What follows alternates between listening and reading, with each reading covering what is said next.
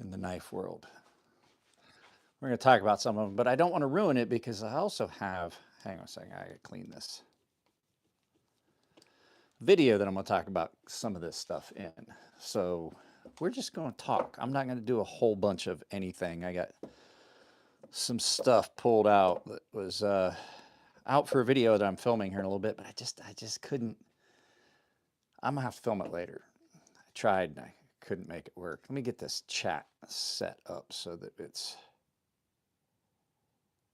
I want live chat. I want all the chat. Let's see who shows up. It's not a beer, by the way.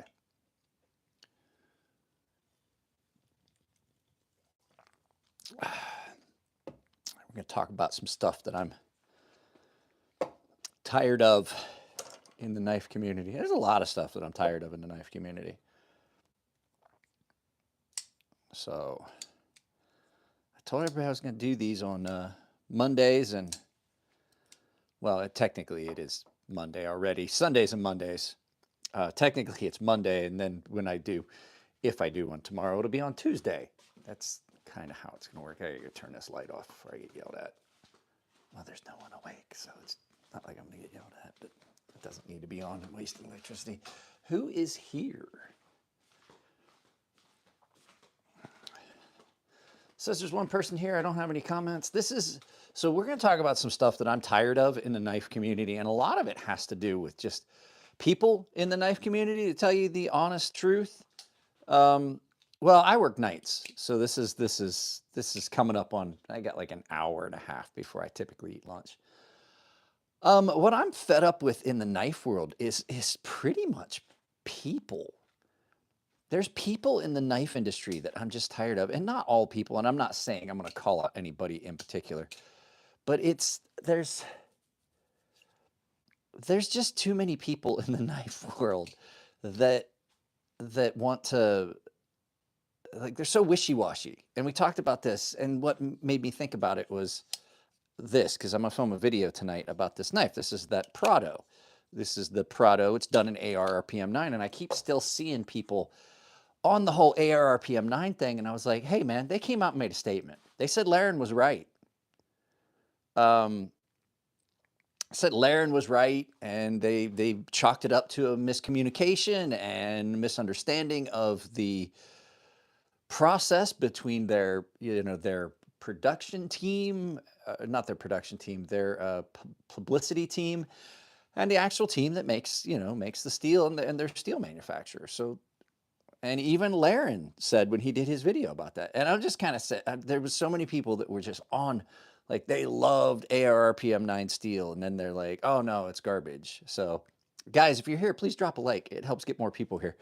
But that's one of the big ones. And then people have been talking about, like, Microtech and Microtech having failures. And the way I see them testing it, I'm like, look, guys, I made knives. I worked out of a shop where there were a lot of knives made, a lot of folding knives. And I'm like, I see people doing these tests, and I'm like, that is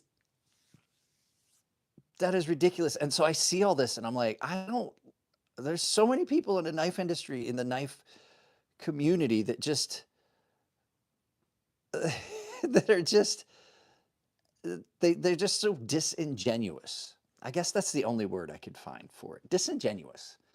You'll find a video of them talking about something, and then they go back, and you go back later, and they're talking about the same thing, but talking about it in different terms. AR RPM 9. Talking about, like, oh, well, there's like 3 videos of the ram lock failing. And yes, I'll admit it failed, but I watched how they were testing, and then I was like, well, hell, if you smack anything hard enough, you'll make it fail.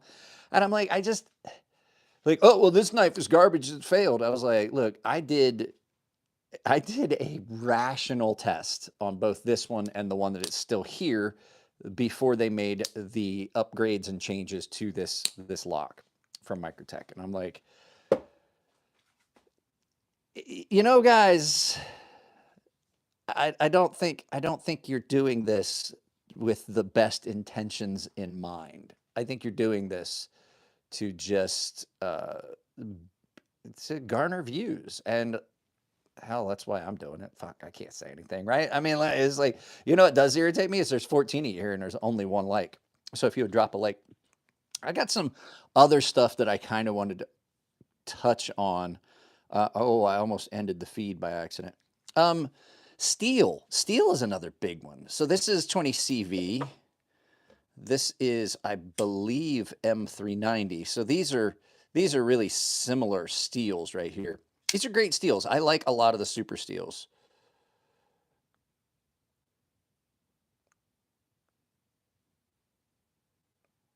I have no idea what those say, but I'll leave them held. So these are M390. I'd consider it a super steel. This is a variation of M390 and things like that. And people are crapping on this because apparently they run this a little slow, or a little slow. That's how I'm running today. I woke up late. I didn't get a lot of sleep. I was up till like 4. Typically, I'm in bed by like 1. So I got 3 hours less sleep. At any rate, so people are shitting on this steel because they say it's run a little soft. I have 0 issues with this steel. I haven't done a lot of heavy cutting with it, but I have cut up a lot of cardboard. The edge on this is done really, really well. I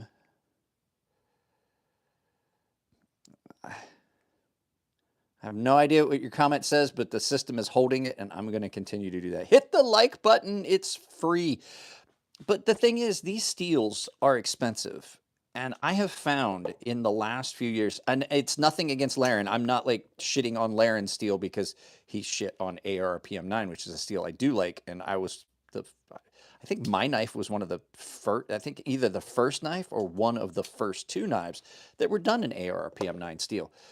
So not at all am I trying to shit on Laren with his whole thing. That's not the point of this. I don't like MagnaCut. And there's a lot of the newer super steels that I don't like. And it's this whole powdered metallurgy. And I do understand, I do like powdered metallurgy to a point.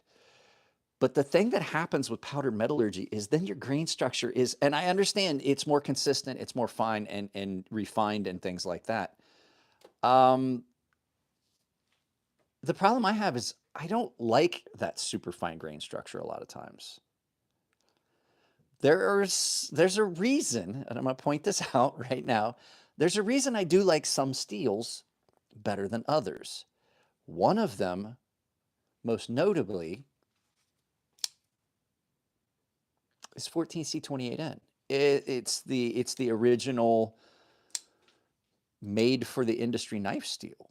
It's Sandvik steel. It was made for knives. It is a variation on another steel. I like this steel a lot, and it has a lot to do with the inconsistencies that are in it and the lack of an ultra fine grain structure. Guys, please do drop a like. I don't know what's going on. I don't know if I just can't see that you guys are dropping likes. But like I said, if you're here, drop a like. 14C28N is one of the best all-around steels. I have went. I now, like, a lot of guys get upset, like, oh well, there's not like a an M390 option. They get upset, or there's not like an S90V option, or there's not a MagnaCut or Maximet option. And I'm kind of going the other way. I get mad when I was like, well, why can't I get this? Why can't I? Why can't I get this knife in 14C? The RC Guru.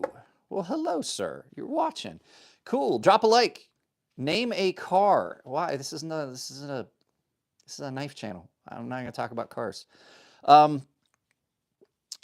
Older steels. There's some steels out there that some companies did really well. OS 8. OS 8's a garbage steel. It is. It's horrible.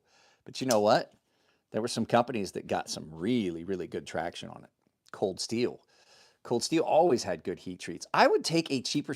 Oh, here's another 14C28N knife that I love. This is the Slim by Beyond EDC Knives, designed by Dirk Pinkerton. It's in 14C28N. This is a great little knife. Well, it's not little, but great knife. 14C28N. What's this one? This one, 14C28N. Some of the cooler knives out there, this one's in D2. D2 is a good steel. I just have a problem that it wants to rust when I'm carrying it. Name a car for an edit. A Volkswagen Golf. So I don't know what you're doing, but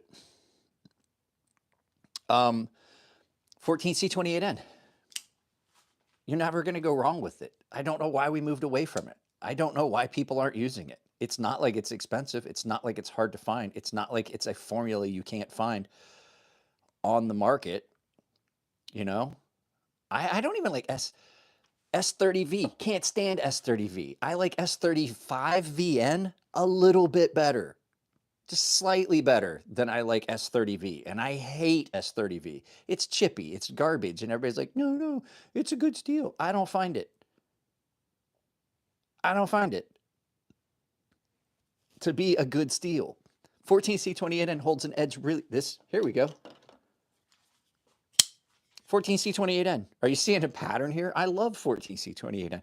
I actively seek out knives in 14C28N, and companies will send me knives, and I'm like, well, what's the steel in it? And they're like, 14C. I'm like, oh, great. Great. Keen's Custom Tools. What's up, buddy? S30V. I've never, everybody's like, oh no, it's just like you just got a bad one or this. Okay, then apparently I got every bad S30V blade that was ever made. Because every knife that I ever got in S30V was microchipped along the edge. That's why there's an S90V blade in the one Benchmade I own, and I never carry it. Which leads us to our next one, Fanboys. That's something else I'm really just tired of in the knife industry. If you talk bad about Benchmade, holy cow. You talk bad about like Spyderco, if you talk bad about Oz Machining, which I don't talk about, there's nothing to talk bad about. Their knives are great. Their knives are great. It's just I don't like their knives. So, guys, I'm gonna have to pull this up. Like, are you not like? I'm serious. Like, if I'm the only reason I'm saying about dropping a like, it doesn't cost you anything. I'm not asking you to drop a super chat, but it definitely does push this up the algorithm. It gets more people here. So if you would please just hit the like button if you're here watching it. I don't know if I just can't see it. It's not, but I can see that the viewer count is changing, but the like is not. Honestly, I took a slice of that Mandarin.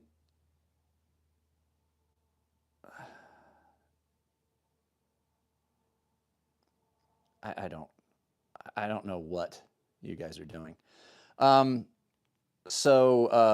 it's it has to be. It has to be. Yeah, the knife fanboys. The knife fanboys, the Spyderco guys that like if you talk bad about Spyderco, they fucking just they just go nuts and they don't know how to handle it. And the Benchmade fanboys. Oh, hey, guess what?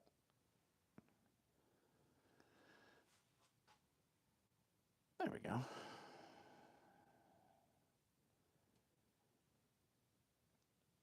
Let's see here. So just ordered my first 14C knives yesterday. Can't wait to try them and sharpen them. 14C sharpens nice. It's a really good steel. It's a really good steel to sharpen, holds an edge really well.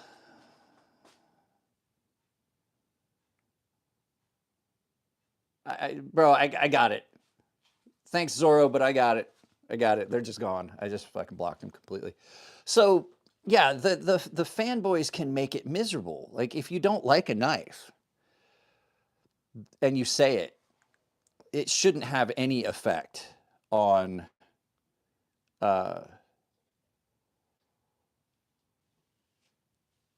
it shouldn't have any effect on what, you know, what anybody says. Like just because you don't like a knife doesn't mean that anybody that it affects them in any way. But people will white knight for companies and things like that. And so it's always been kind of one of the worst parts of the knife industry.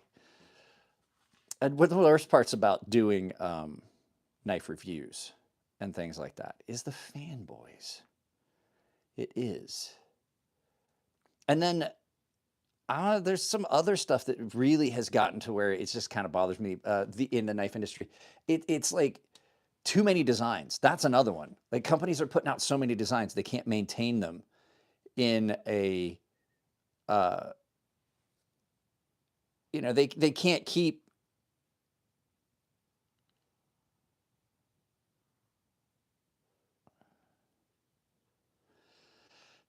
them in production. That's one of the things that Cold Steel used to have happen all the time. Cold Steel used to do that. They would put out so many knives, and then they would have some good ones.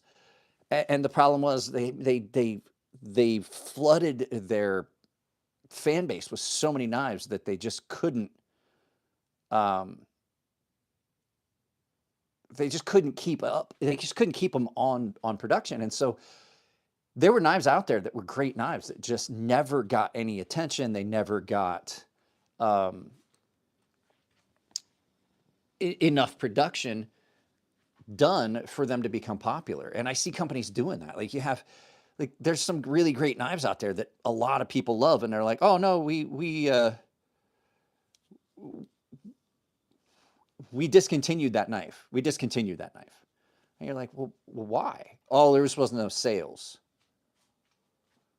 And you're like, well, maybe if you had just focused on making more of that knife and getting it out instead of making 8,000 knives, but only making like 20 of each, you would have had better sales.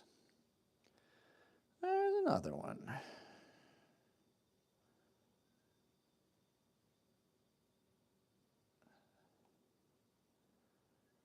Oh, hey, what's up, Zorro?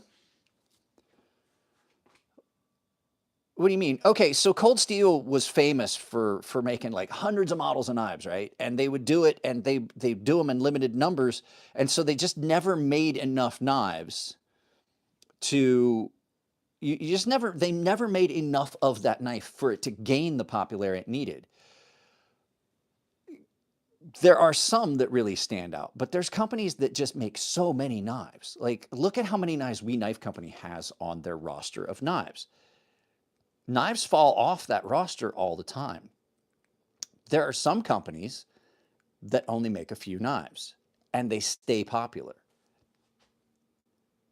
Chris Reeves Knives, Sabenzas. They've made that knife consistently, constantly, for 20 or 30 years. That knife has stayed. It's been, I think, the 80s. If I did a video about it, did the research. So I can't remember now, but like there's so many people that want one of those knives. It's been around forever. It's still the gold standard. It's what everybody wants. I have one. It's the second one I ever had. I had one that I sold, and then I bought a new one. So, well, hello. Hi to you too. So, I mean, making something and making it well definitely benefits you. So, I don't know. I don't listen to either one of them, and that's you see this. We're talking about, Frankie. You saw we're talking about knives, right? I think it said Insomnia knives. Pretty sure. At any rate, I'm 50 years old. I don't give a fuck. I can tell you that Drake should have stayed on Degrassi.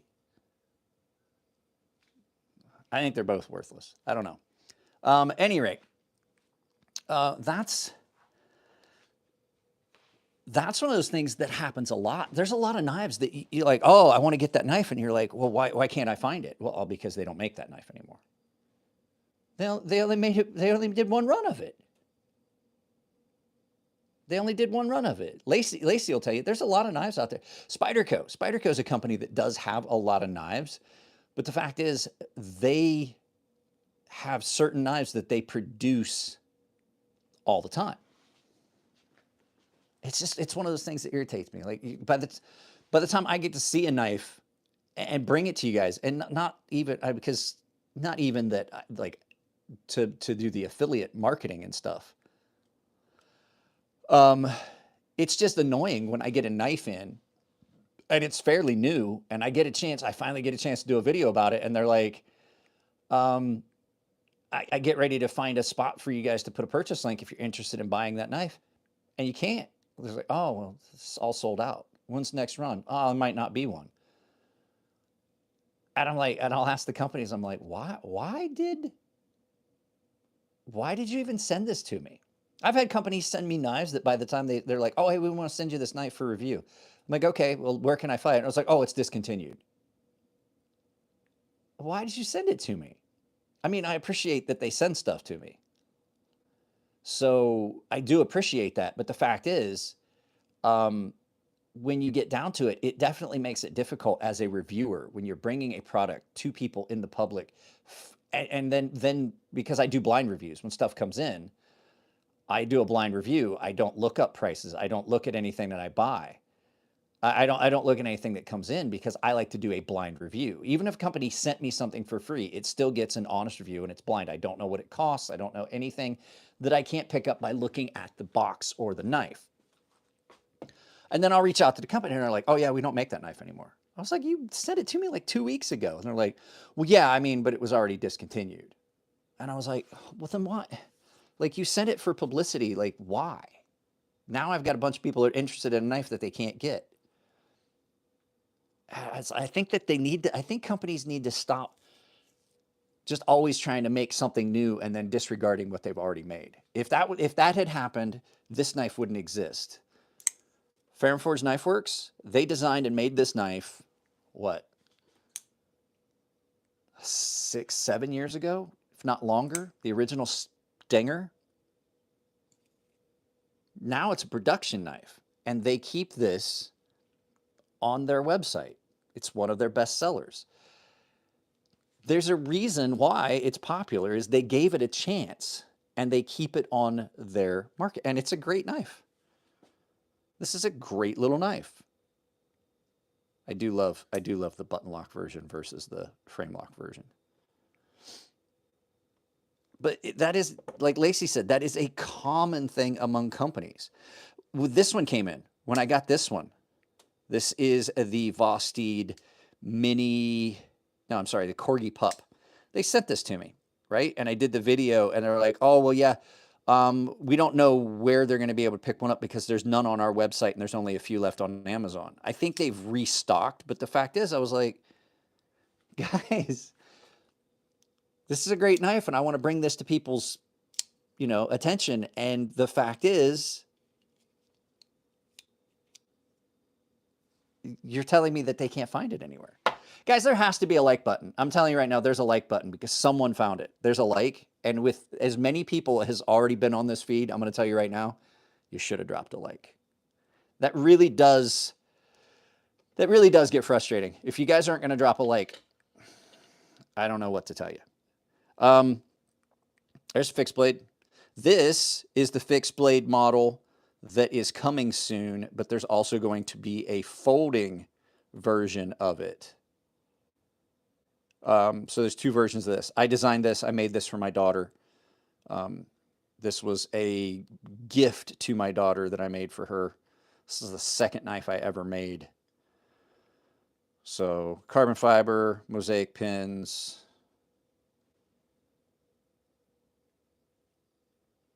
There you go. It's the top 3 dots in the left corner.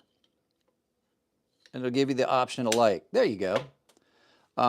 Yeah, these are all my knives. Oh, no, it's not. This one, it belongs to Jared over at Neves Knives. This is a very, very attractive knife, and I really have fallen in love with this, and I'm going to wind up purchasing this knife. This is that Clairvoyant by Kaiser. Such a good look on this.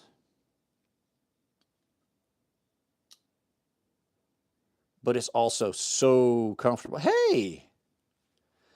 Zorro has been a paying member on this channel for 17 months.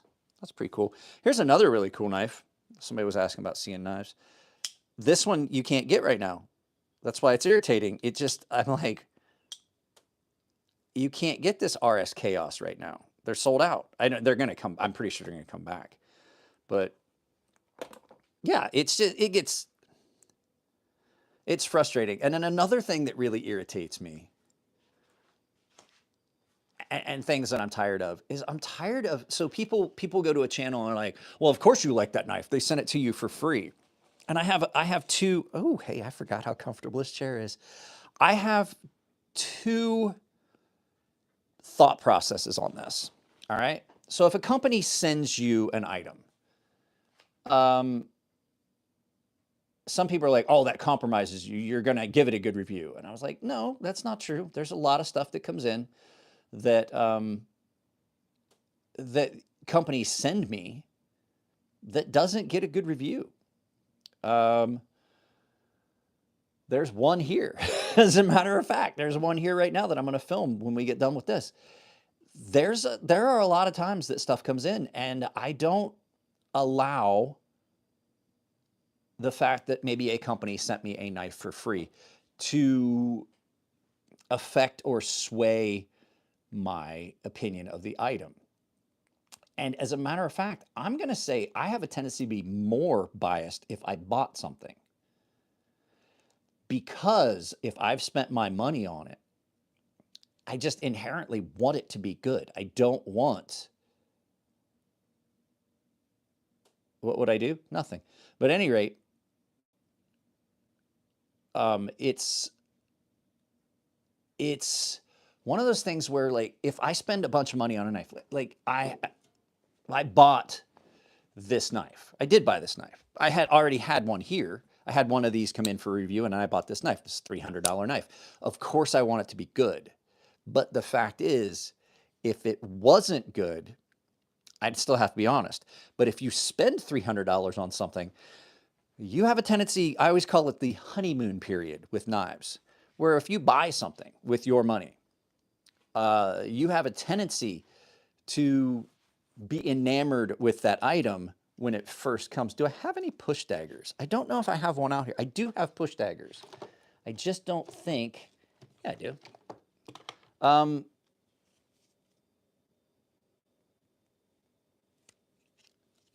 This is the Cold Steel, what is this? The Peacemaker?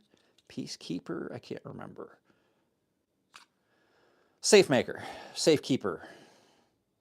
Safemaker 1, push dagger.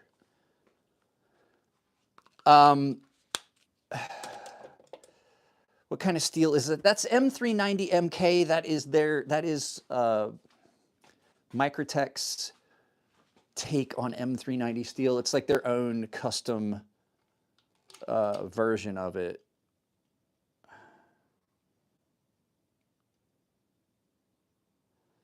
So, oh, hey, I can do this here.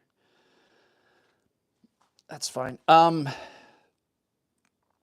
Is it called Stockholm Syndrome? It's not, but like, so when you spend a lot of money on something, you absolutely want it to be good. And if it's not good, you're kind of going to blind yourself to it. We've called it, for years, knife guys call it the honeymoon phase. And then after the honeymoon phase, you may find things wrong with that knife. And what really sucks is when somebody points that out. Like I tell people when they send knives in for review, I was like, hey, if you're still in the honeymoon period with this knife, you may want to hold off, because I may point something out that you didn't see. And once I point that out, if you're still in the honeymoon phase with that knife, once I point that out, you will never be able to unsee it, ever. Like say that there's a small hiccup in the grind, or these grinds don't completely match up, and so you have an inconsistency from side to side, and you didn't see it, then once you see it, you can't unsee it. You buy a $500 knife, you're wasting money. Not true. Not true. I guarantee you have a hobby that you spend a lot of money on. I guarantee it. You have something that you spend that much money on. Some people, it's watches. I'm going to tell you right now, a fucking anything more than $400 or $500 for a watch, worthless. There's guys that spend $700, $800 on ink pens. Worthless. It's worthless. If I bought a $500 ink pen, I would wind up leaving it at the bank and I would be out $500. I've never lost a knife.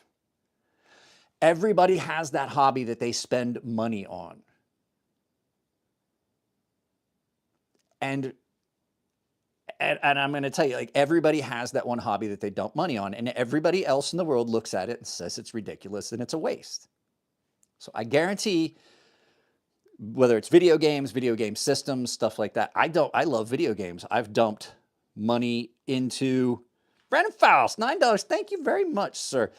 This is something that I have spent. I've got to clean them up because I've been working nights, but these are something that I have spent money on. These are things that I want. This is a refrigerator that holds 2 Coke cans. These are all playable miniature versions of these games. And I want these, I like these, and it's something that it's a hobby that I've spent money on. I don't buy knives very often anymore. Brandon Faust sent a super sticker. Thank you very much, sir. I appreciate that. So like we all have hobbies. I am also into firearms. And so the fact is, for me to buy, you're talking about a $500 knife. X-Line Records, I'm going to show you something that's going to make you shit your pants. I realize that we're doing this on a shorts feed, and so people may not have seen this. Yeah, I'm a nerd. Guess what? I'm also 6'3", 235 pounds, and I can still bench 400 pounds. And I was a firearms instructor, so yeah, I'm a nerd, but like, do you want to meet this nerd in the back alley? I don't think so. This is going, X-Line Record, I want to show you something that's going to make you shit your pants. This is not a $300 knife.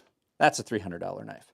This is not a $500 knife. I don't have a $500 knife out here. It's not a $700 knife. Are you ready? Here we go. That's a $1,000 knife right there. That's a legit $1,000 knife. No joke. I just realized that I didn't clean this lens off. Let me clean this lens off for you. $1,000 knife.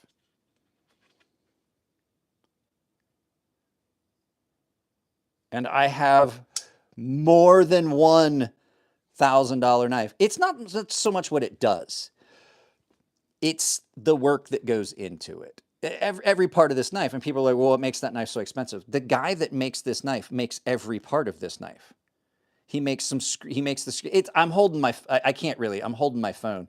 To do it this way on the shorts feed, it's really hard. Pot Smoker Jordan.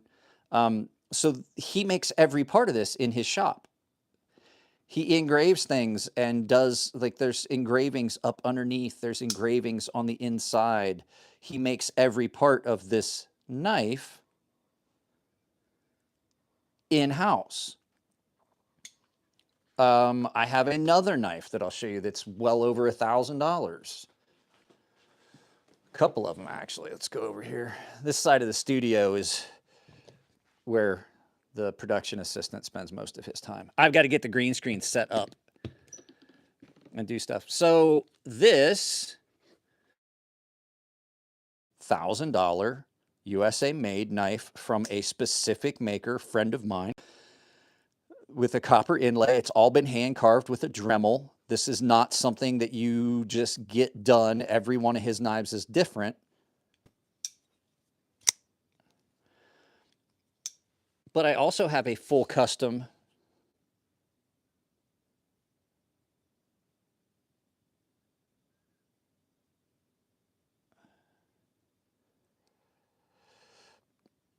this is a custom Diskin. What makes this special? Well, this was a gift from a friend that has passed away now, but this is a full titanium, whole 100% handmade custom knife with a, yeah, the Master Blaster. This has a hidden trick. This is a switchblade. It's a hidden mechanism switchblade. So you can use this like a regular knife, or That's a Damascus pivot. Well, Damasteel, I should say. So anything for sale? No, I do not have anything for sale right now. But I mean, when you get down to it, there's things that strike your fancy. Oh, the customs are never going anywhere. This knife is one of the best knives of this year, and this is the Tashi Barucha OAO, and this won't ever go anywhere because this was a gift. Tashi sent me this. Tashi sent me this from France. This is one of his own personal ones from that production run. This was a gift to me, and I absolutely love it. It's up there with a lot of other knives that just won't ever go anywhere. But the fact is, at this point, though, back to the companies making knives and letting them fall off their roster, there's a lot of knives out there that you can get around the $50 mark that's going to do you really well. What knife do I have to say is my favorite knife I have? You're going to laugh. It's my favorite knife. It's in a special box. It's over here in its own special area here. So to say favorite, it's hard to do, but this has to be the favorite. It's not the $1,000 knife. I mean, favorite knife to carry right now is, my favorite knife to carry right now is this one. If I had to pick a knife that's my favorite knife that I lusted after for so long that I had to go and find, it's this one, that $1,000 one that I showed X-Line Records. But if I had to pick a knife that overall is my favorite, no, obsidian's ridiculous. It's like ceramic. It's a ridiculous material, and it doesn't, like, if I wanted something that I could only use once and then it would break, yeah. But this is the most important knife. This is my favorite knife. This was a knife that my father gave me when I was about 6 years old. I've had this knife for about 44 years. Just nothing special.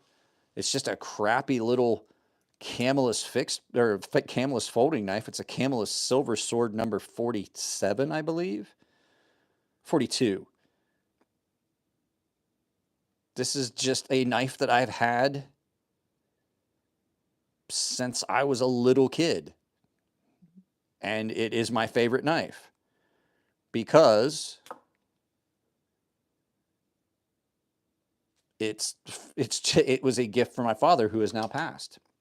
And it lives over here with knives from my grandfather and knives that belonged to my father and things like that, all on its own, and the garbage S30V blade for my Benchmade. Because every time you sharpen it, if you even open a letter, it's going to chip. And guys, I know I've been hounding on it, but if you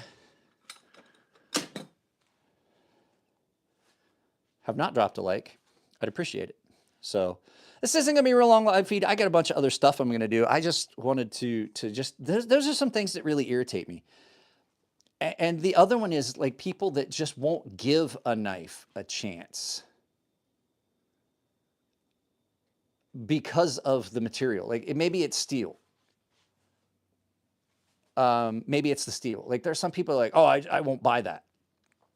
What did Zorro say? Shiros. Here's the thing. I don't like Shiros. I can look at them and say, hey, those things are amazing. The machining that goes into them, the amount of work, it's no different than this Grimsmo, where everything is machined and just done beautifully and things like that. I'm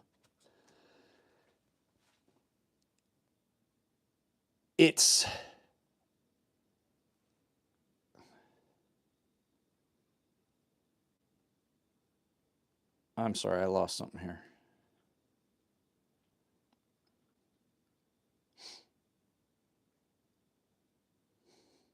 Yeah. Any rate, got a butterfly knife? No. I have a gravity knife. I have something that I find that's as good as a Rockstead. I like them better than the Rocksteads. I've told you that, and I have a coupon code for them so that you guys can save 10%. It's the KATSU knives. So if you use Crazy Sharp as the coupon code at KATSU Knives, you're getting a knife that I think is as functionally good as a Rockstead. You guys want to see something cool? This is that. And I've showed it in other live feeds, but I know that we get a bunch of different people on these. This one. This is, in my opinion, as good as a Rockstead for me, because you're looking at the same steel, quality machining, the action is comparable. It's the same steel at the same Rockwell. This is ZDP 189. This is core ZDP 189 core with 17 layers on top. So your edge is ZDP 189. But this is every bit as good as a $1,600 Rockstead, in my opinion. Now, is it as refined? No, it's not as refined. It's not going to have the super mirror polish. It's not got the polished DLC and things like that. But the fact is, I will use this. This is, okay, so Zorro, this is ZDP 189 at 67 Rockwell. This is got the same specs in that blade as a Rockstead. And then you get this beautiful gold or copper fat carbon fiber, you know? I told somebody I was going to show somebody last time, and I was hoping they were here. They did not get to see the gravity knife.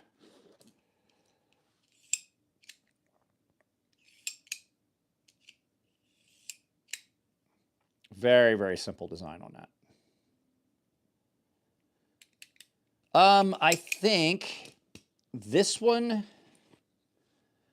is $302 versus the $1,600 you spend on a Rockstead. These are $302.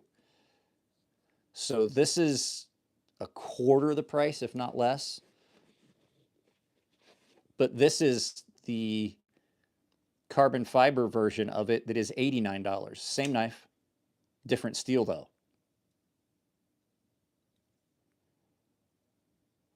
So, well, Rocksteads are $1,600. This one's $300. I'll use this one. I'll definitely use this one, but I won't use a Rockstead. I guarantee it.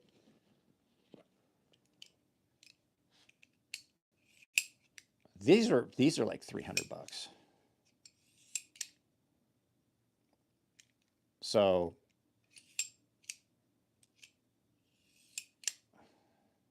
this is, I was hoping that somebody was going to come in because I said I was going to show it last time and I did not. But I got some switchblades too. UTX 85. These are expensive.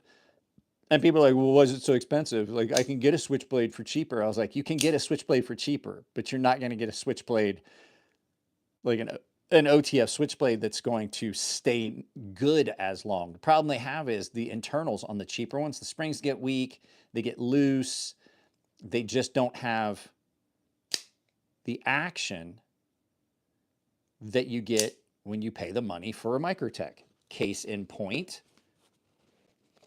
Get back in there. Manufacture date on this is April 2015. Listen to the snap on this. There has been no change in this knife since the day I got it. Oh, this isn't even, there's a whole box there. You guys want to talk about a knife collection?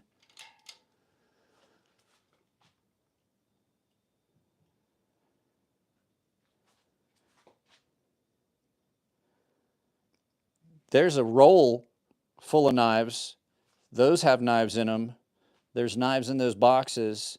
And that roll right there, there's knives in that chair. That roll right there, there's a whole nother roll in my car, in the trunk of my car, that's going with me tomorrow. So, fixed blade knives. These are all knives. These are knives for giveaway for the paying members on the channel. knives that are in for review, maintenance equipment, stuff like that. First aid equipment in case you cut yourself. These are all knives that are in various stages of review. Knives that are in various stages of review. That's a knife collection. So, oh yeah, and then turn that off because it doesn't get as much glare. I got to break out my green screen here as soon as we break from this.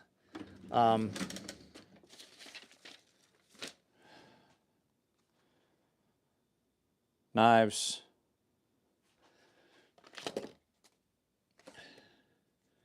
Knives everywhere.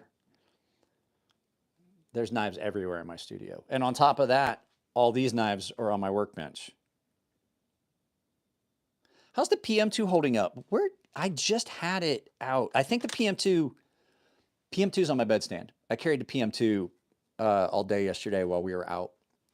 Had to buy my daughter a new laptop for college. So we had to go get a price quote from Apple because as a student, she gets 10%. She gets like 10% off. It wound up being like $100 off the overall cost of the computer. So we bought it. We got the price quote from Apple, but you know, if you buy stuff at a store, you pay tax, unless you're retired military, and then you go to the exchange, you buy the exact same item, and they price match, and you don't pay tax. So we got what would have a $1,500 computer, $1,500 computer for her to start college. It would have been $1,589. We got it for $1,499 with no tax. So basically, I just saved it. What was this?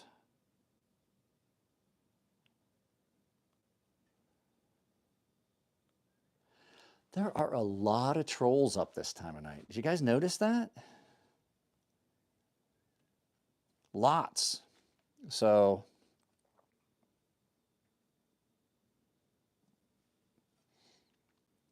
and you think how many days you could have bought with that money? Same problem. I don't know.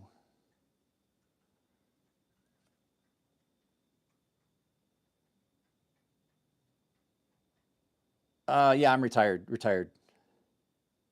How many knives you could have bought? No, I don't think about that. To tell you the honest truth, in the last, since I bought this, okay, so this, I'll tell you this story.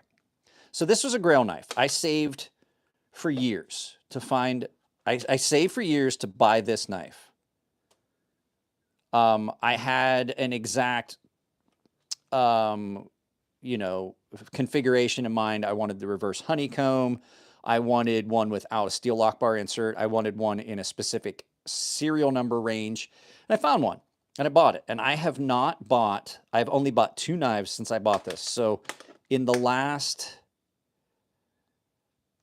I want to say in the last 4 years, I have only bought 3 knives. Well, 2. I've bought 2 knives.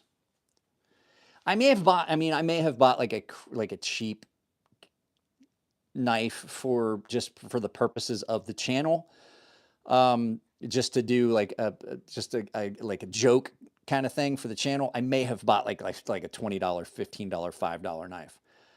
The only knives that I have bought since I got that are this one, which I did buy with my own money because it's just that good. Like I promised my wife I was going to stop buying knives, but now that I work full time again and run the channel, there's a little bit of extra disposable income. My daughter now has a paid internship that takes some of that off where I'm paying for everything. And the YouTube channel just wasn't covering it. And I bought this. I bought this gravity knife at a knife show. So I didn't pay full price for it. I paid table price for it. And so I fell in love with this. And unfortunately, this is something that this is something I'm not allowed to have in the house because I have to agree with my wife. It can be annoying when I'm sitting there playing with that knife back and forth and back and forth and back and forth. And if you haven't dropped a like, I'd appreciate it. So I got to take these down now that I've been slowly taking down the soundproofing. I don't know why I hung those up. I put up egg crates all over. I put up egg crates all over the studio at one point to try and get rid of echo. And I used wet towels hung up behind it so that sounds wouldn't bounce back. And now that I should have it would have saved me so much time in the past if I had just bought the microphones I needed. And so it's just been it's been so much better now that I have this. Like it's come on, like anybody that's watched my live feeds before, the audio used to be so much worse. And if you guys haven't dropped a like, please do so. I'm going to end this soon. It's been 50 minutes. I do have to film some stuff. I haven't filmed in like 2 weeks. As I walked around the studio earlier and I was moving stuff around, there's spider webs because we're never out here. Like, there's stuff out here, like my glass saxophone and stuff. But we haven't spent any time out here. We've been trying to get my daughter's school stuff taken care of. So when I typically am filming, I'm working on VA paperwork because she's going to school on a VA waiver and stuff like that. So we're not having to pay her tuition. But it's a lot of work. And so I just haven't been out here. But I am going to break out the green screen. I'm going to get everything set up. You guys, if you haven't checked out the rest of the videos on the channel, not just the live feeds, feel free to. There's like 3,000 videos up on the channel, except for, do I have any cockfighting knives? I've never been in a cockfight, and I don't know how I would feel about knife fighting with my cock. And I'm at a range disadvantage. I was trying. Like, I got to put your comment up because it was held for me. I was trying to find a way to respond to that without choking and laughing. I was gonna do. I swear to God, guys, I'm still gonna do it. I am gonna do I was gonna talk about today's topic was knife lubes, and I was gonna have this. It's still sitting on my workbench. I got this. So you guys, just a little bit of a humorous thing. And I've talked about this in a couple of the live feeds. I want to do a short where I talk about lubricating your knives. And I'm going to pour this all over it. And I did it once and I don't know how I screwed all the audio up and I can't recover it. And I deleted it. I was so mad. And I was like, it made such a mess. I'm still going to do it because like there's an honest to God, like there's proper lubes for knives. Oh, no, that's a stropping compound and I'm not happy with it. This is KPL heavy. Oh, Lacey, thank you very much for this. I was going to say, I have had so many problems. This was a brand new container and I don't know what happened. It's almost empty and I have to push this up. I have to push this up to get anything to come out of it. And I got it because I wanted to do a comparison to yours and I don't know what happened. It's like there's nothing in it. Here, can you see? It's like there's nothing in it. And I literally had to punch a hole in the bottom to push this up to get anything to come out. I do have to say, I like the gunny juice. I like your stuff better. I like the gunny juice, but I think I'm done with them. I've had nothing but problems with the last 2 containers of it that I had. I just can't. It's like it was like that stuff was dried up. This one's still liquid.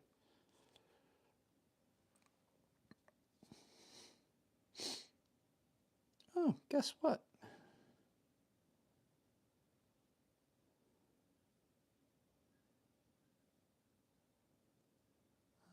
There we go.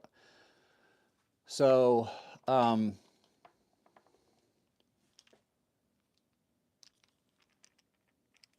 there's specific lubricants for knives. KPL Ultralight's great for the OTFs. The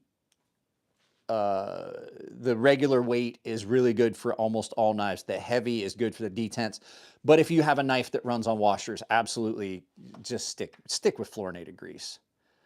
Just stick with fluorinated grease. It's about the best thing you're going to find. Gunny makes good emulsions. Yeah, it is. You just don't get very much. It seems like. Have you tried Ezox for rust prevention on like CPM? I haven't. Never even heard of it. There is some stuff that KPL makes called Knife. It's called Knife Shield. This works really well. I need another bottle of it. This works really well on a lot of them if it's a knife that you're going to have in and out a lot and you don't want to have to like put anything heavy on it. But there's some blade waxes you can get. This is the one I'm currently using. This is the Carnivora blade wax, and it's a really good consistency. Here, I'll show it to you. It's really good for carbon steel. It's a nice, easy to apply. It kind of just melts at body temperature. So you put it on your finger and then you can just put it on the blade and wipe it around. And it's what is it? It is food safe. It is, says, as I said before, it's a proprietary blend of beeswax, almond oil, and coconut oil.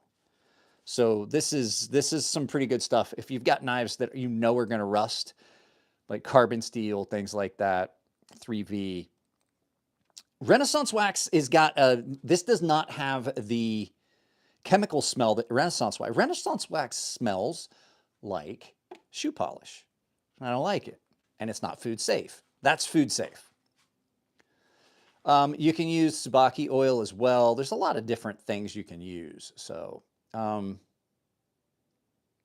need to get a hold of you, EDC and Lace, for some compound. Lace, what's your email address?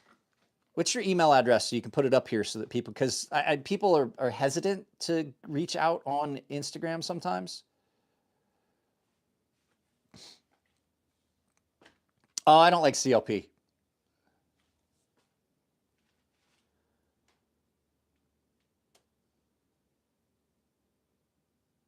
Wicked wax is what I use for that. Yeah, that's great, Michael Hoffman, depending on where you're at. I literally am 2.5 miles from the ocean, from the Pacific Ocean. And I'm going to tell you right now, there are times that you walk out, like there is like a coating when we have in the summer, when we have all our windows open and it's a windy day and you get the onshore breeze, there's literally, I think Zorro's going to have to put it up.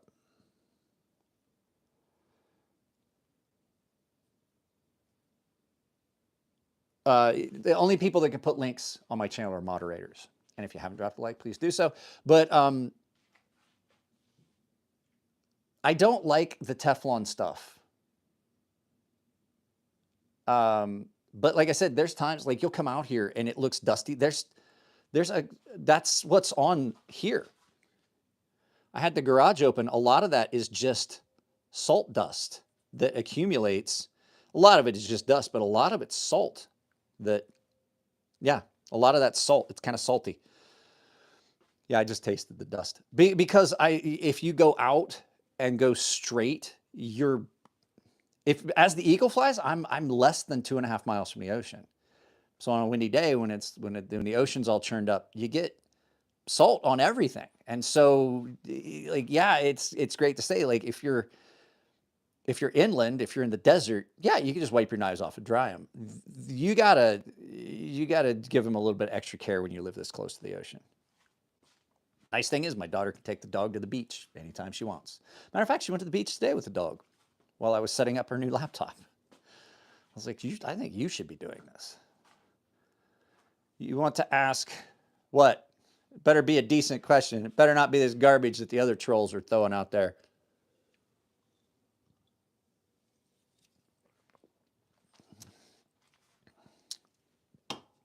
Yeah, you can reach out to EDC and Lace. I believe that when you go to her profile, there's an email address. And you can get, like I said, I actually like the fact that yours cuts less fine. And it does hold up. Like, so I was doing a video and somebody was like, oh, that strop is glazed. You need, I was like, bro, I just literally put that strop compound on there. Like, when you do it the first couple times, it's going to shine the leather. It's the strop compound is not glazed. It will cut for a very long time. Matter of fact, I loaded this side of my Spyderco ceramic so I can use that as a strop, just as a touch up. But yeah, this is a very aggressive strop now. One side, this side is chromium oxide. But like I said, I've been using, is this still all shiny? No, you can't see like the crystals on this anymore, but this strop is loaded with laces compound as well. This strop is loaded with something else. And I'm doing a side, I don't know how I feel about it. It's not tacky anymore, but this is loaded with this. And I got a whole bag of these for like $10. But the fact is, if I want to use that strop and I want to load it, to load that strop, I have to put that stuff on and let it dry for like 3 days. If not, it's tacky. It's a waxy compound. This is pretty good for polishing though, I do have to admit. Yeah, I like 9 micron. That's why I keep having you send it to me. 9 micron is like my favorite. It's really good. 9 micron is great for like retouching up factory edges or a coarse edge. Like I put on a lot of, like I put a coarse edge on a lot of stuff. What's up, buddy? I have something here that we need to talk about though. Well, if you let it dry, it's fine. That stuff, once it's dry, it's no problem. It actually works really well. The problem is I can't just use it that day. So I got this knife in, and I'm going to talk about it today. I haven't done anything with it, but I just looked at it again after we talked about it. Remember we looked at this M1 SL. It's made in Lithuania. It's M390. And I'm pretty impressed with the knife overall. I haven't cut anything with it. I'm impressed with the manufacturing and my eyes are really red. The manufacturing and the overall feel of the knife and all of that. Really impressed with it, but what I'm not impressed with is why is this M390 that's only 60 to 61 HRC? That is really not where I want my, that's what I was saying. Like super steels are great as long as you heat treat them properly, because that's not, I don't think that knife is going to perform as well. Just for reference, when I would make stuff in M390 or 20 CV, which is an analog of that. Yeah, I'll pull it out in here in a second. I'll pull the knife, I'll pull the knife out. Dirty boy. I was running it at 64, 65, sometimes higher. 60, 65, 66, depending on the heat treat and stuff. I mean, it's a good looking knife. It's done really well. I'm just like, why would you then do that heat treat that soft? Like that's a pretty, so this is that knife. It's the M1 SL or the missile. It's a really nice looking knife. But the problem is, I just don't think it's going to hold up. And they're not cheap. I think these are like $500. And I'm like, fuck, that's for a $500 knife. If I'm paying that, you know, I definitely think I want it to be run a little farther up the HRC. And I'm not that HRC mafia guy that you remember back in the day, like, oh, it's this not. There are some steels that do better at a lower HRC, but most steels go further up. 20 CV holds an edge from Hades with the right heat treat. I was doing custom heat treats on 20 CV. I was running it at between 64 and 66. That's what we would consistently get from the heat treat, but I was doing small batch. I was doing custom knives. I was doing no more than 3 blades at a time. So I could get a good consistency on it. I wasn't letting it soak because that heat treat, you got to be really careful. I was taking it all the way up to 2200 degrees for the quench. You don't want to let it sit. That's why I didn't do any more than 3 blades at a time. Because you can't leave that steel sit in that oven at that temperature for more than just a couple minutes. So when you do the quench and everything, and then you temper it, the temperature was 1000 degrees. Like a lot of steels, they temper at like 400. You can temper it in your home oven. The temper on 20 CV that I was doing was 1000. So how do you cool the steel off at that temperature for heat treat? So 20 CV is an air quench, so you do it between 2 plates. So it was 2 big aluminum plates. So you pull it out of the oven. You have a plate laying on the ground on the concrete, so it's got coolness coming up through, and then you would smack it. You would smash it between 2 thick aluminum plates, and I would just like lean on it with all my weight until it stopped sounding like snap, crackle, pop, like usually about 30, 40 seconds. And that drops it from 2200 degrees to 400 degrees. And then you just we had multiple plates, and you would just set up 2 plates and you would alternate back and forth. So that's how you do it. And then you want to get them into temper quick. Greetings from Europe. Somebody asked me what time it is here. It is currently 1:38 a.m. Here in the Southern California area. I work nights, so this is what time I do on my live feeds. I might do one again tomorrow. I might just load it up with live feeds. People seem to like the live feeds done this way. But I do need to end this, guys. I hate to say it, like, I really do need to end this. I may do another one in the morning, like after everybody's up, after my daughter leaves for... My daughter is the valedictorian for her class this year, and so she has to go and edit her speech and things like that. Ooh, custom EDC knives. Where have you been? Well, I do this at night now. There's a guy you need to follow. Custom EDC knives. The Warrentac is currently at Choir Boy's Cutlery for review. I need to remind him that one was in there. So yeah, she has to work on her speech tomorrow.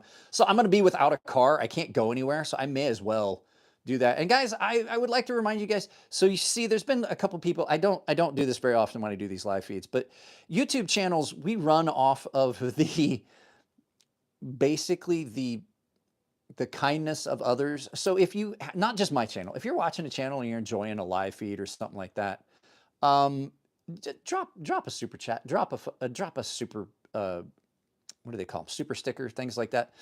Especially, like, I guarantee I've got like probably over 1,000 people who've watched this live feed, even though it says 41 because it's on the shorts feed.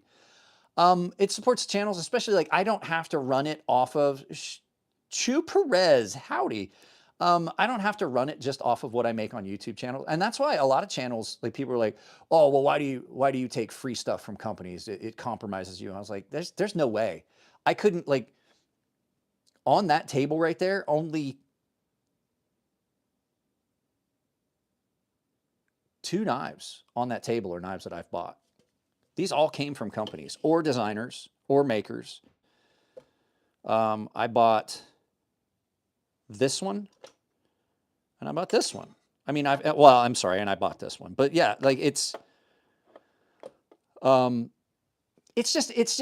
necessary evil. Channels can't run. You can't put up the volume of content that you can't put up the volume of content that a lot of these channels do without getting stuff from the companies. And the companies recognize it too. They're not asking you to do anything untoward. They're basically like, hey, just give us an honest review. And that's all any company could ever ask for. So I have stuff that's in for review. I have a couple videos that I'm gonna film tonight. I have a couple videos I'm gonna try and film tomorrow night. But yeah, stay tuned. Like, if you guys, I may do one of these during the day tomorrow. So So this is a lot easier, and I'm gonna. So I know I keep saying I'm gonna go, but so there's a different, and Lace can tell you. Like there was a lot of people that talked about it. Like they didn't understand. Like so, full-time content creator, I would constantly talk about super chats and things like that. And it's a necessary evil because that's how you run your channel. You definitely make much more if you get a bunch of people that are willing to drop super chats and stuff like that. And this is just the kind of behind the scenes as a content creator. Um, it's one of those kind of necessary evils. YouTube just makes you kind of do that. They're like, oh, you want to make your, yeah, we dropped your ad revenue. We yanked that out from under you, but here you can do this. And I guarantee you've heard a lot of YouTubers talk about it. Jeremy over at Quartering talks about it. He's lost 50% of his income in the last year. I lost more than 50% of my income. It got to where I was like, I don't make enough on YouTube now. Like I was paying all of our bills with YouTube. I was. It was great. And I was like, finally, that's what happened. And then it got to the point where YouTube wasn't sharing things and they made it more difficult for creators and they changed their guidelines and things. And so then it got to where you just like, I had to start making more content to where I was like working harder than I was when I had an actual job. And then they were like, oh yeah, well, by the way, we're going to take more than half of your income. And now it's reached a point on YouTube, even though like a lot of it is, there's a lot of it that is because I'm only doing 3 videos a week now, but I'm still doing a lot of other stuff. I'm lucky if I make enough and this is why I'm glad I found the job because I saw this coming. There's been another big drop in the ad revenue. So not trying to get you guys to drop a super chat for me, but like if you follow a channel and you know that they're a full-time creator, think about supporting them. Join their memberships. I have a membership. Join their Patreon because that's what makes it possible for them to do it. Because the fact is, I went from being able to pay all of our bills with YouTube to I barely make enough that if I wanted to buy a nice knife every month, I could do it. And I'm not talking like a $500,000-$600,000 knife. We're talking like I could probably buy a $300 or $400 knife every month if I wanted to. You can't sustain that anymore. It's just ridiculous. I'm doing a collaboration with KATSU Knives that's coming soon. So, what was that? Somebody said, yeah, it's reached a point where YouTube just doesn't let, like that was everybody, that was all of us. Like that's what we wanted to do. It was a bunch of us. When I realized I couldn't make knives anymore, I was like, well, I got the channel. It's making money. It was making good money. I was like, we're paying our bills. And it looked like it was getting better. And then all of a sudden it was like, oh no, we're going to take half of that. And then we're going to take half of that again. I make right now 20% of what I was making a year ago. Not even that.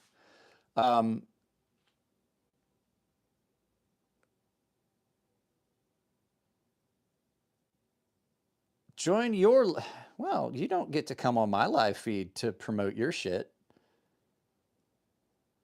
There you go. That's taken care of. Guess what? Shout out from Maine.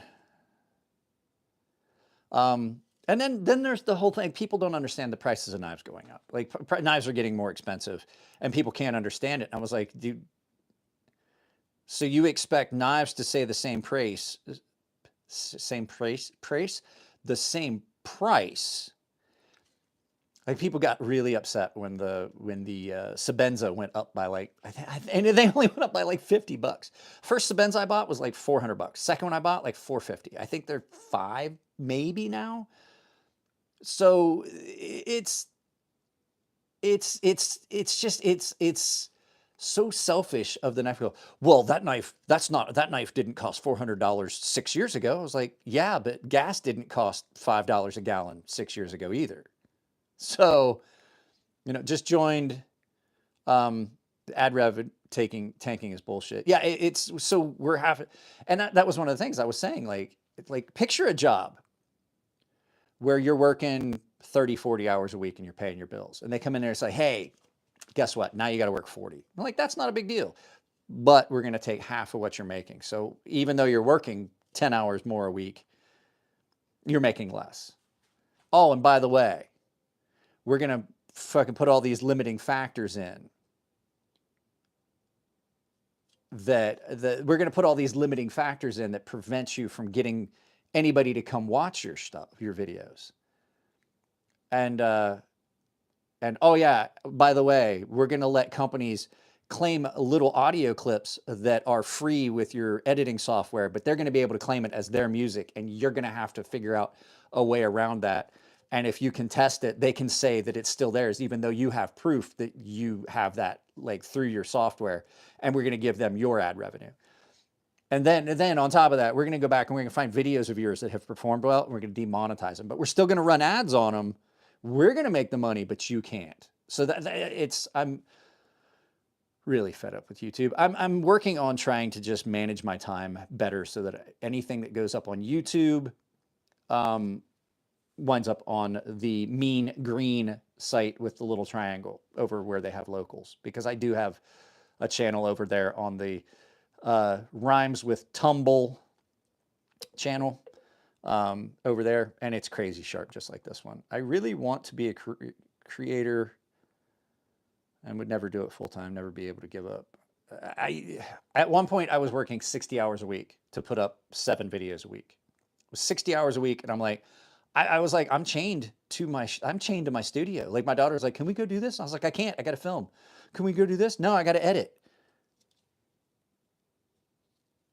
You have to put on a wig and lipstick now. The world's a complicated place. And I put a lot of money into upgrading the quality. Like this, fuck, I got like $400 tied up into audio equipment and more in lights and then green screen. And I've got probably $500 tied up in editing software. So guys, I could talk about this all night, but I can't. I mean, I would talk about this all night, but I can't. I've got to get set up and actually film some videos so that I have time to edit them and stuff throughout the week, so that you guys have content, because I'm running low on content that I've pre-filmed and pre-edited and pre-uploaded. So there will not be a video on Mondays anymore. So I've also figured out something. Monday videos do not do well. Monday videos are garbage. I'm not going to do Monday videos anymore.